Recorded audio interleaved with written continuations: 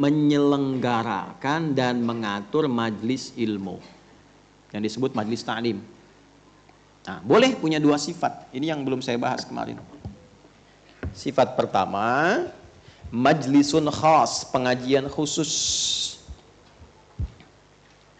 Terlihat dari sana ini? Ya, bagus. Ya, sana ada aja yang lihat tuh. Ya, memang belum saya tulis. Tapi belum saya tulis sudah kelihatan. Itu imannya sudah sampai ke titik yang entah di mana. Pengajian. Ya, belum saya tulis sudah kelihatan. Pengajian itu bisa dibagi dua. Ya. Yang pertama pengajian yang khusus.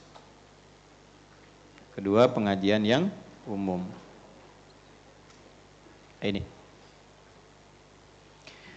Yang khusus dibagi dua lagi. Ada yang terkait dengan gendernya. Ya. Misalnya khusus pengajian ibu-ibu saja. Khusus pengajian bapak-bapak saja. Artinya kan dikhususkan. Ya, pengajian ibu-ibu kan jelas kalimatnya ibu-ibu. Nah, kalau sudah tahu khusus dan memang hanya untuk ibu-ibu, bapak nggak usah maksa. Ya, sekalipun pematerinya bagus kan, apalagi nyamar pakai cadar dan sebagainya kan, begitu dibuka kumisan kan masalah tuh. Nah, ini pelanggaran. Nanti saya detilkan. Yang kedua, ada memang secara tema dan kondisinya ini khusus. Ya. Misal kondisi di instansi tertentu untuk pembekalan tertentu. Tadi saya sampaikan sifat di militer, misalnya pembekalan, ada pasukan khusus, atau armed, cavalry, macam-macam, infanteri, khusus pengajian. Atau di udara ada skuadron misalnya 17, 14, macam-macam. Pengajian di situ. Nah, tidak menjadi adab yang baik ketika Anda maksa. Ini kan untuk mengenal Allah, masa dibatasi? Gitu. Ini dikhususkan situasinya beda, kondisinya tidak sama. Atau misalnya di perusahaan tertentu ingin ada pembekalan keislaman, jadi terbatas, bukan ingin eksklusif, tapi kondisinya memang terbatas. Paham sampai sini? Baik. Nah, yang khusus terkait gender ini sampai diatur, Bu. Misal, kalau kita ngaji beberapa hadis-hadis termasuk di Al-Bukhari, topik ketiga itu ada namanya Kitabul Ilmi. Jadi di Al-Bukhari itu ada 97 topik. Terus dijadikan sangat sistematis terkurikulum. Ada subtopiknya lagi, diurutkan satu-satu. Itu sampai diukur gini, Bu. Dari harinya, dari orangnya, tempat sampai materinya. Misal, ini ibu-ibu nih. Nabi itu sering milih hari apa sih pengajian untuk ibu-ibu? Ya, ada beberapa yang konsultasi pada Nabi, ya Rasulullah, laki-laki enak benar. Dapat pengajian tentang hadis, dapat arahan tentang ini. Kami bagaimana perempuan? Nabi menyebut, ya udah kumpul di hari ini di tempatnya si fulanah. Itu tempat tuh sampai dirinci, sampai ke detilnya. Nah, jadi ibu pun boleh tukeran tempat di sini, tapi dilihat dulu yang punya rumah, dia sedang gelisah enggak, sedang punya masalah enggak, sedang nyaman enggak. Jangan sampai sudah ada beban, walaupun kebagian ketempatan, tapi sedang punya beban, jangan dibebani lagi. Tapi dibuat dengan konsep yang lain. Dia sampai sebegitunya. Sampai nanti Nabi melihat situasinya. Oh, si fulanah lagi begini. Itu sampai Nabi katakan, ya ada seseorang yang punya anak dan dia kelelahan merawat anaknya itu. Sampai Nabi langsung komen, ya seorang perempuan, seorang istri yang memiliki 3 orang anak. Si ibu itu punya 3 anak. Lalu mengatakan, Nabi lanjutkan, ya anak itu dididik dengan baik, bahasa tafsirnya demikian, maka anak itu akan menjadi hijab bagi ibu itu di akhirat kelak dari ancaman neraka. Lalu seorang ibu tanya lagi, ya Rasulullah, kalau 2 gimana? Karena anak ibu ini 2. Ya. Maka Nabi langsung jawab 3 kali, isnaini, isnaini, isnaini. Yang 2 juga, yang 2 juga, yang 2 juga. Maksudnya kalau benar merawatnya, didekatkan sama Allah, dikenalkan sama Allah, itu investasi tinggi, Bu.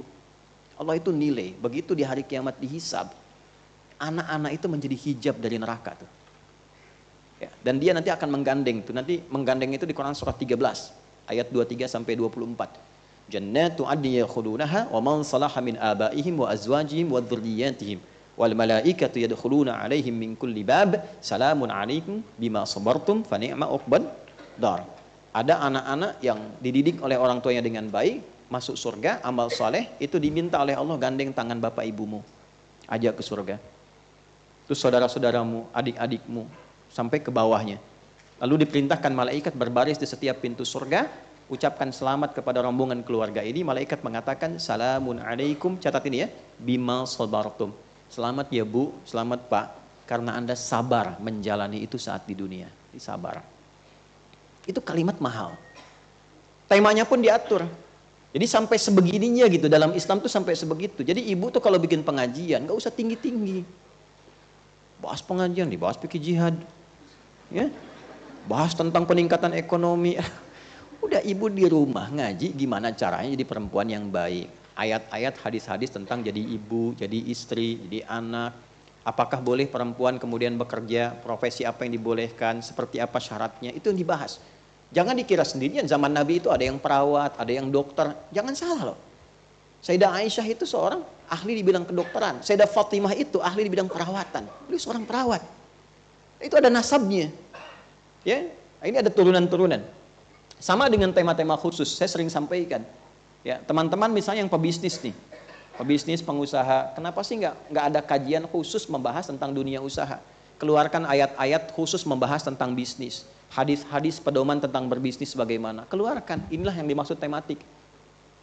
Anda yang mahasiswa-mahasiswa, kenapa nggak kumpul? Keluarkan kajian tentang bab ilmu.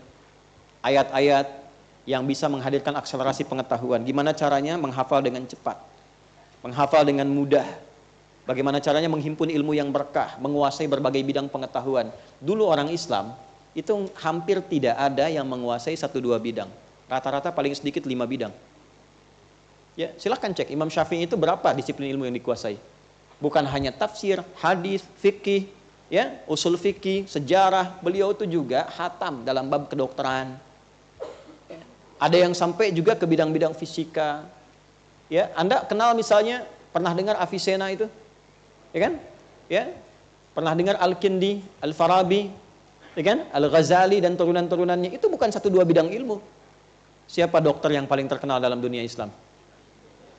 Ibnu Sina, nama baratnya Avicenna. Orang taunya cuma bapak kedokteran. Itu anak ini dari kecil sudah didekatkan oleh orang tuanya menjadi ahli Quran. Itu ahli Quran, hafal Quran 30 juz.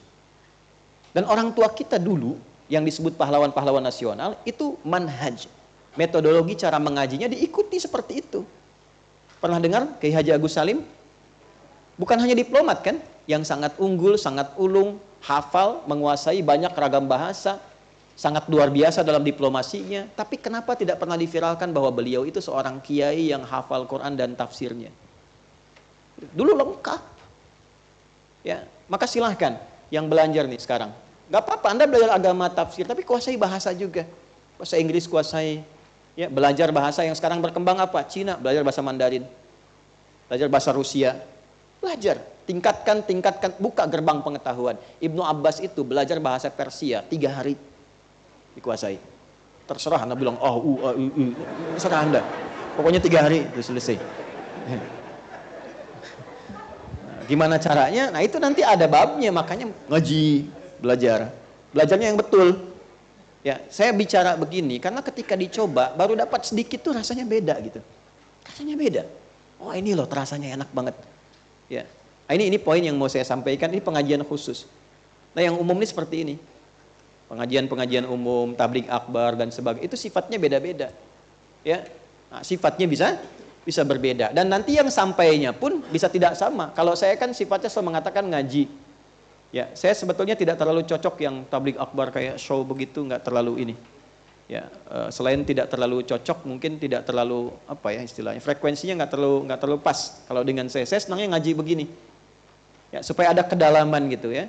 Kalau sifat tabligh akbar itu biasanya umum. Yang sampai mungkin 1, 2, 3 pesan umum-umumnya. Orang datang, tahu, pulang lagi. Itu bagus, manfaatnya ada, cuma segmennya bisa beda-beda.